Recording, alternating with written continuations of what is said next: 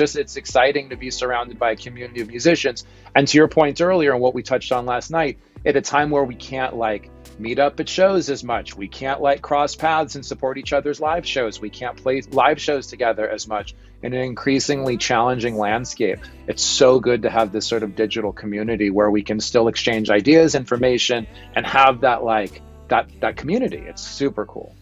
Yeah, very well said. And you're right. Super impressive roster of talent that we're, the family's growing, right? And more growing. Artists. People don't even know how much we're growing.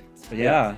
And, I think it's important to mention, that in this digital era, this digital landscape where music is, in everybody's pocket on their phones and readily available and accessible for practically nothing, a lot of songwriters, have been facing a lot of challenges because the songwriting is a bit devalued. Record sales, have dropped and royalty rates are down.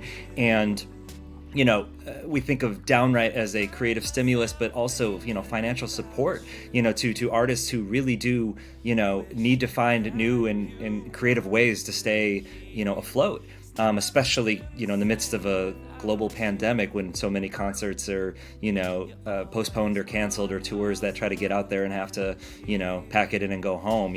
Things are changing and evolving in the industry, but not just because of the pandemic, but in general, I think Downwrite can be, a very helpful tool to a lot of artists. Forget